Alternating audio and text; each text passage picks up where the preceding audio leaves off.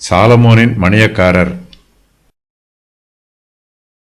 ராஜாவுக்கும் அவன் அரண்மனைக்கும் வேண்டிய உணவுப் பொருட்களை சேகரிக்கிற 12 மணியக்காரர் சாலமோனுக்கு இஸ்ரவேல் தேசமெங்கும் வைக்கப்பட்டிருந்தார்கள். அவர்கள் மாதத்துக்கு ஒவ்வொருவராக வருஷம் முழுவதும் பராமரித்து வந்தார்கள். அவர்கள் நாமங்களாவன: ஊரின் குமாரன், இவன் எப்ராயிம் மலைத்தேசத்தில் இருந்தான்.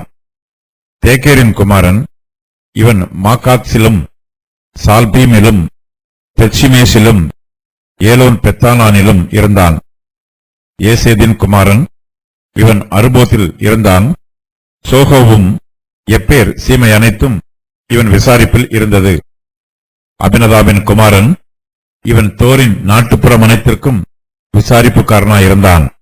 சாலமோனின் குமாரத்தியாகிய தாபாத் இவனுக்கு மனைவியாயிருந்தாள். அகிலூதின் குமாரனாகிய பானா, இவன் விசாரிப்பில் தானாகும் மெகிதோவும் சர்த்தனாவுக்கு பக்கமாகவும் இஸ்ரவேலுக்கு கீழாகவும் பெத்செயான் தொடங்கி ஆபேல் மெகல்லா மட்டும் யக்மயாமுக்கு அப்புறத்து மட்டும் இருக்கிற பெத்செயான் அனைத்தும் இருந்தது. கேபேரின் குமாரன், இவன் கீலேயாத்திலுள்ள ராமோத்தில் இருந்தான். கீலேயாத்திலுள்ள மனாசேயின் குமாரனாகிய யாவீரின் கிராமங்களும் மதில்களும் வெண்கல தாழ்பாள்களும் உள்ள பாசான் தேசத்தினுடைய 60 பெரிய பட்டணங்களுள்ள அர்கோப் சீமையும் இவன் விசாரிப்பில் இருந்தது. இத்தோவின் குமாரன் அகினதாப், இவன் மக்னாயீமில் இருந்தான். அகிமாஸ், இவன் நப்தலியில் இருந்தான். இவன் சாலமோனுக்கு இருந்த ஒரு குமாரத்தியாகிய பஸ்மாத் என்பவளை விவாகம் பண்ணினான். ஊசாயின் குமாரன் பானா, இவன் ஆசேரிலும் ஆலோத்திலும் இருந்தான். பருவாவின் குமாரன் யோசபாத், இவன் இசக்காரில் இருந்தான். ஏலாவின் குமாரன் சீமேயி, இவன் பென்யமீனில் இருந்தான். ஊரியின் குமாரன் கேபேர், இவன் எமோரியனின் ராஜாவாகிய சீகோனுக்கும் பாசானின் ராஜாவாகிய ஓகுக்கும் இருந்த தேசமாகிய கீலேயாத் தேசத்தில் இருந்தான்.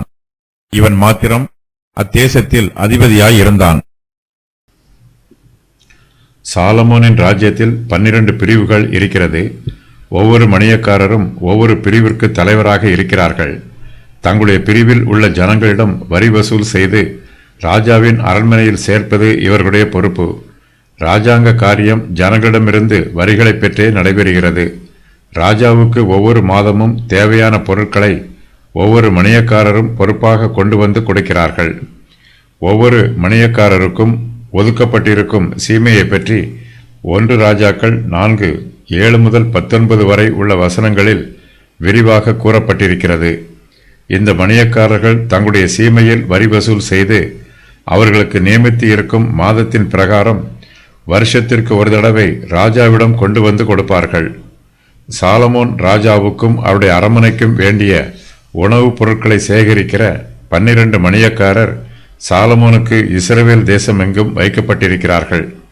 அவர்கள் மாதத்துக்கு ஒவ்வொருவராக வருஷம் முழுவதும் பராமரித்து வருகிறார்கள். சாலமோனுடைய அரண்மனைக்கு வேண்டிய உணவுப் பொருட்கள் அதன் களஞ்சியத்தில் சேமித்து வைக்கப்பட்டிருக்கும். களஞ்சியம் குறைவில்லாமல் நிறைவாக இருக்க வேண்டும். களஞ்சியத்தை உணவுப் பொருட்களினால் நிரப்புவது மணியக்காரருடைய வேலை. மணியக்காரர் அரண்மனையின் உணவுப் பொருள் சம்பந்தமான வேலைகளை குறைவில்லாமல் பார்த்து கொள்வதினால் சாலமோன் ராஜாவும் அவருடைய பிரபுக்களும் சமஸ்த இஸ்ரவேலையும் ராஜரீகம் பண்ணுகிற வேலையில் முழு கவனம் செலுத்துகிறார்கள். சாலமோனுடைய மணியக்காரர் இஸ்ரவேல் தேசம் எங்கும் வைக்கப்பட்டிருக்கிறார்கள். இதனால் தேசத்தின் எல்லா பாகங்களிலும் விளைகிற தானியங்களை சந்தைப்படுத்த முடிகிறது. ராஜாவின் கஜானாவில் இருந்து தானியத்திற்கு பணம் கிரயமாக செலுத்தப்படுகிறது. இஸ்ரவேல் தேசத்தின் எல்லா பாகங்களிலும் இருக்கிற ஜனங்களுக்கு அரண்மனை கஜானாவில் இருந்து பணம் கிடைக்கிறது. அவர்களுடைய விளைபொருட்கள் விற்பனையாகிறது. சாலமோன் சமஸ்த இஸ்ரவேலிலும் எல்லா தொழில்களையும் ஆதரிக்கிறார். இதனால் தேசத்தின் பொருளாதாரம் வளர்ச்சி பெறுகிறது. இஸ்ரவேல் கோத்திரத்தாரில் சிலர் எருசலேமை விட்டு தூரமான தேசங்களில் வாசம் பண்ணுகிறார்கள். இவர்களுக்கும் ராஜாவின் அரண்மனையிலிருந்து பணம் போய் சேருகிறது. அவர்களிடமிருந்தும் உணவு தானியங்கள் ராஜாவின் பண்டகசாலைக்கு வருகிறது. சாலமோன் ராஜா எல்லா அதிகாரங்களையும் ஒரே இடத்தில் குவித்து வைக்கவில்லை. அதிகாரங்களை மணியக்காரரிடத்தில் பிரித்துக் கொடுக்கிறார். இதனால் சாலமோனின் மணியக்காரர் எல்லோரும் சோர்வில்லாமல் வேலை செய்கிறார்கள். அவர்கள் ஒவ்வொருவரும் தங்களுக்கு கொடுக்கப்படும் உத்தியோகத்தை நேர்த்தியாய் செய்து முடிக்கிறார்கள். ஊசாய் தாவீதின் சிநேகிதனாகவும் ஆலோசனைக்காரனாகவும் இருந்தவன். ஊசாயின் குமாரன் பானாவை சாலமோன் கனப்படுத்தி அவனை 12 மணியக்காரர்களில் ஒருவனாக நியமித்திருக்கிறார். யோர்தானுக்கு கிழக்கில் உள்ள சீகோன், ஓக் ஆகியவை பெரிய சீமையாகும். மற்ற மணியக்காரருக்கு பொறுப்பாக ஒப்படைக்கப்பட்டிருந்த சீமைகளை விட இந்த சீமை பெரியது. இதற்கு கேபேர் மணியக்காரனாக நியமிக்கப்பட்டிருக்கிறான். சாலமோனின் மணியக்காரரை பற்றிய விவரம் வருமாறு: ஊரின் குமாரன், தேக்கேரின் குமாரன், ஏசேதின் குமாரன், அபினதாபின் குமாரன், பானா அகிலூதின் குமாரன், கேபேரின் குமாரன். அகினதாப் இத்தோவின் குமாரன், அகிமாஸ்.